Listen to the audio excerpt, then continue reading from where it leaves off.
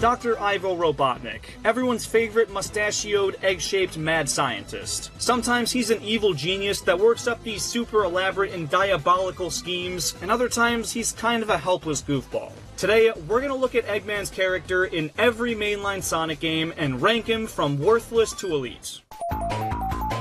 In the OG Sonic the Hedgehog, Eggman's after the 6 Chaos Emeralds and sends an army of robots controlled by little animals to stop Sonic from getting in his way. He shows up at the end of each stage as a boss and brings some pretty painful contraptions with him. It's a classic Dr. Eggman role, and belongs in typical bad guy tier.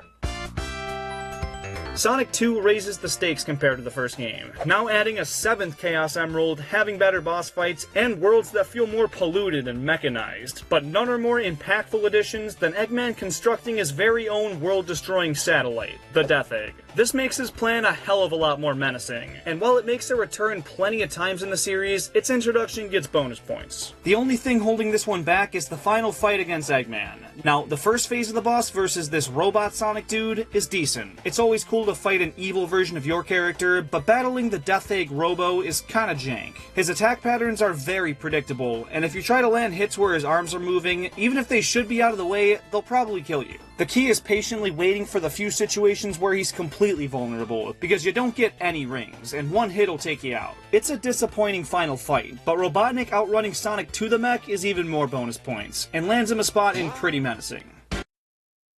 This is the story.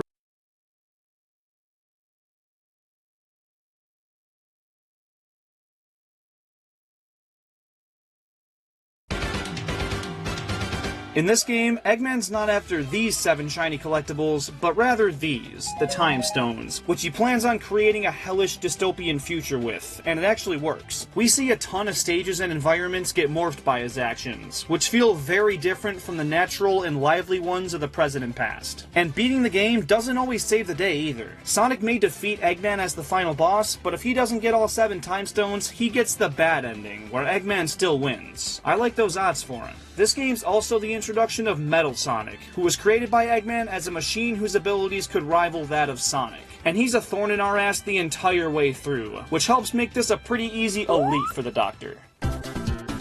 In Sonic 3 and Knuckles, Eggman tries to rebuild the Death Egg using the power of the Master Emerald, which is heavily guarded on Angel Island. So to kill 2 birds with 1 stone, he becomes allies with the Protector, Knuckles, and tells him that Sonic's trying to steal the Emerald and use its power for evil. Eggman shows up for a lot of boss fights, but Knuckles is doing most of the dirty work, so he doesn't have to do as much himself. Later on, he betrays Knuckles and restores the Death Egg, which sets him up pretty well for world domination, but stabbing Knuckles in the back is kinda what screwed him over, because Knuckles then helps Sonic and Tails reach Sky Sanctuary and eventually infiltrate the Death Egg. He was definitely prepared for it though, because this final boss is without a doubt the hardest of the classic Sonic games. And then the second phase incorporates Super Sonic, and Eggman just never stood a chance. Everything considered, I think he fits well in pretty menacing. He has a weapon of mass destruction, manipulates a very powerful character, and puts up a good fight. It also features him outrunning Sonic once again, so...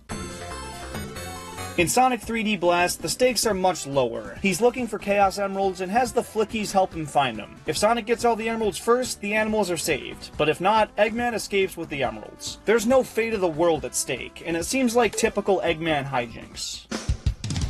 Sonic Adventure is the first of many games to showcase Eggman's fascination with ancient monsters. This time, it's Chaos. He goes around collecting the Chaos Emeralds again, and feeds them to Chaos so he gets stronger and hopefully helps him take over the world and fight off Sonic. That being the case, you don't fight him nearly as much as the classic games, but he still has his way for most of the story, tricking Knuckles again and collecting all 7 emeralds for his new buddy to evolve into Perfect Chaos, only for him to demolish the egg carrier and smack Eggman away like a fly. And to make matters worse, after Sonic defeats him and he reverts to Plan B, blowing up Station Square via missile, Tails is able to stop him without Sonic's help, which is great for him, but a pretty bad look for Eggman. He still has his moments though, pretty menacing.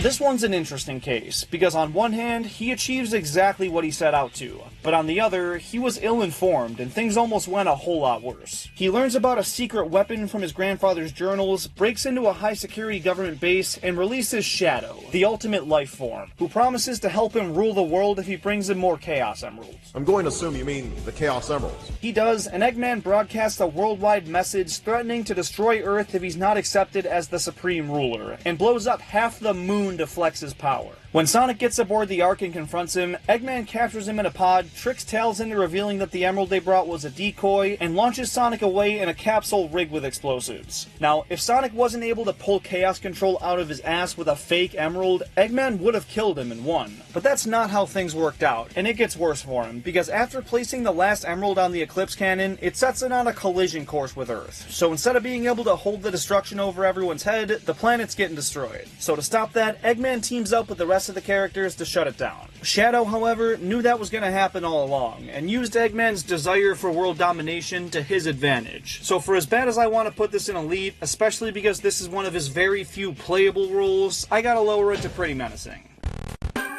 I'm grouping the Advanced Trilogy together again because I've done it for all the other characters, and his attempts are mostly the same. In the first two, he's trying to take over the world, and in the third, he splits the world into pieces by accident, but is still trying to take him over. The plans aren't all that special or unique, so he's a pretty typical bad guy. This one opens with Team Sonic receiving a letter from Eggman telling him that he's up to no good again. All four teams are in one way or another chasing down Eggman throughout the game, but Team Chaotic's story ends with them rescuing their mysterious client, who just so happens to be Dr. Eggman? Yeah, apparently the Eggman figure we've been seeing was actually Metal Sonic in disguise, who wanted to conquer the planet and prove he's the superior Sonic. But this ain't about him. Eggman is a helpless kidnappee, and even after being saved, refuses to pay the Chaotix their promised wage, making this a very easy worthless. Shadow's the main playable character in this one, and the way the plot unfolds is dependent on who he listens to. He can help Gun and the Heroes, Black Doom, or Dr. Eggman, and his importance relies solely on whether or not Shadow decides to help him. But in the game's definitive ending, Eggman doesn't do anything but tell Shadow that he's not one of the many Shadow androids, which barely does anything. I don't have that tier this time, so kinda dumb. In Sonic Rush, Eggman teams up with a version of himself from another dimension, and together, they try to collect the 14 Chaos and Soul Emeralds. Grabbing an Eggman from another dimension was a good idea, and one they'll surely not go back to again. But if there were two of them and they still couldn't outsmart Sonic, he's gotta be kinda stupid. What is that? In this game, he focuses his efforts on releasing another elemental monster, Iblis. This plot is super confusing and all over the place. At first he thinks he's Bowser and keeps kidnapping the princess, then he accidentally releases Mephiles, but his main goal of controlling the all-powerful Solaris bites him in the ass once again when it takes over the past, present, and future, and couldn't give less of a f*** about the Doctor. And in the most pivotal moment of the game, he's standing in the background helplessly with the rest of Sonic's pals, so kinda dumb fits him well. In Sonic Rush Adventure, the two Eggmen, team up and try to steal the Jeweled Scepter to control the waters and wind, take over Blaze's dimension, and build Eggman Land. They don't get far, and like I said for the first game, two of them, one mediocre plan. Just like Adventure 2, this is a really tough one to gauge. It opens with the most beautiful cinematic we've seen in a Sonic game to date, with Sonic and Eggman battling it out in space, and Eggman winning. He catches Super Sonic, drains all the power from the Chaos Emeralds and Sonic, and uses it to shatter the Earth into bits and release Dark Gaia, the third elemental giant f***ing monster. Now all we need is air. This leaves Sonic looking like that, and Eggman in prime position to take over the world. Where last time he wanted to build Eggman Land, this time he completes Eggman Land. And it's one of the most grueling and challenging levels in Sonic's history, making it well live up to the name. And the boss fight to follow it up versus the Egg Dragoon is equally incredible. Everything thus far is peak Eggman, but that only makes his downfall all the more glorious. When Dark Gaia reaches its full power, Eggman commands it to destroy Sonic once and for all. Yeah, just like in a lot of these games, Eggman accomplishes what he sets out to, but loses control over the situation faster than, well, Sonic. And this one's no exception. But constructing Eggman Land was such an accomplishment, and smashing the Earth into pieces has to earn him a decent spot. So I'm still gonna give him a lead. The definition of insanity is doing the same thing over and over again and expecting a different result, aka Eggman in Sonic 4 Episode 1. He brings back past enemies and bosses, tries to make them better, and sends them at Sonic for round 2. Not his best work. Typical bad guy. Eggman's plan in Sonic Colors is unique. He builds an amusement park in space to hide the fact that he's exploiting alien races. And it kinda works until it doesn't. Sonic thinks he's up to something and realizes that, yep, he's enslaving wisps and trying to power another cannon aimed at Earth. It sounds really serious, but the more lighthearted tone of this one makes me see him as a lot less threatening. And for that, I'm keeping it in typical bad guy. Generations has modern Eggman teaming up with classic Eggman, and their combined brains and force still can't stop that puny hedgehog. At least the giant monster he's working with doesn't betray him, but still, if two of them couldn't do it, he's going below typical. This one, again, has Eggman bringing back old ideas. He revives Metal Sonic and rebuilds the Death Egg, now called the Mark II version. Yeah, same shit, different day. Typical. Sonic Lost World has Eggman controlling a new group of hostile creatures, the Zeti. He controls them with this conch thing, and since Sonic's a silly Billy, he smashes it to bits and causes the Zeti to turn on all of them. They take over Eggman's environment-sucking machine and want to destroy the world, not just threaten with it. So Sonic, Tails, and Eggman team up to stop him, but Eggman betrays them at the end and uses the power for his latest mech, which is destroyed like every other Sonic boss. I like that they went a new direction with this, but the writing is god-awful. And I don't think Eggman had that situation under control at all. Also, this big robot being his ultimate weapon felt derivative as hell, and looks no different than any other robot he's tried to kill Sonic with. I'd go typical, but the amount of unnecessary bullshit he went through for it makes me lean more toward the kinda dumb side. Eggman's not really the main villain in this game. He tries to be, and he even brings Metal Sonic back to help, but Lyric is the real bad guy here. He can take over any of Eggman's robots with the click of a button, and could honestly kill him whenever he wants. He tries so hard to prove that he's better than him throughout the game, but makes more and more of an ass of himself each time, until the very end of the game, where Lyric has Sonic and his friends all tied up and ready to be killed, and Eggman surprise attacks him and kills him because he was jealous of his strength. This dude was gonna take down your arch enemies, why didn't you just take him out after? He's an idiot. No!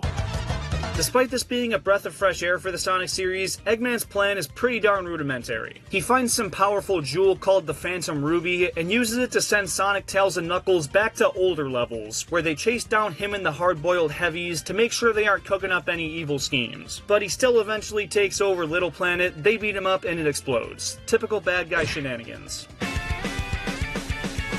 I hate Sonic Forces. I will say that at the beginning of every segment. But this is one of Eggman's more successful attempts at world domination, mainly because he does take over the world. His new ally Infinite absolutely demolishes Sonic, and they lock him up in the Death Egg, which yes, is back. The world then quickly falls into Eggman's clutches, and he does what he's always wanted with it. Creates a global dystopian regime with his robo-troops watching over. And throughout the entire game, this is felt through the environments you run through. It's actually one of the better things this game does.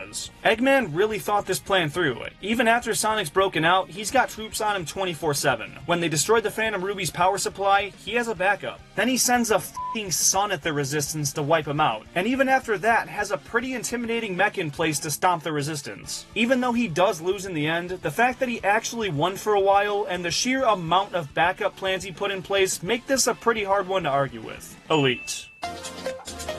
This one's another case of Eggman trying to harness some ancient power. It doesn't work, and he gets locked up in this digital cyberspace for a while, relying on his AI creation Sage to help him out. He locks up all of Sonic's friends and tries to pester him along the way, but in the end, needs Sonic's help to destroy another entity he didn't know the full power of, so he kinda dumb.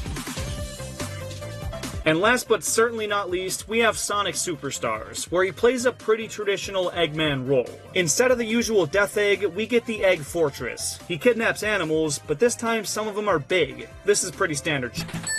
And there you have it. Real quick, if you take your Nintendo Switch on the go a lot and wish it was easier to lug around, you gotta ditch that clunky old dock. It's bulky, flimsy, and really doesn't have a good reason to be. And Accelerate Gaming's portable dock is the solution you've been waiting for. It cuts the unnecessary plastic of Nintendo's and gives you a sleek, durable, and very portable alternative. And it's only $20, so if you want to enhance your Switch setup and support this channel, go grab one now and use code JeremyK to get an additional 10% off your order. There's a very limited amount of uses on that, so redeem it while you can. can. And if you disagree with me on any of the rankings in this video, leave your takes down in the comments. Thank you so much for watching.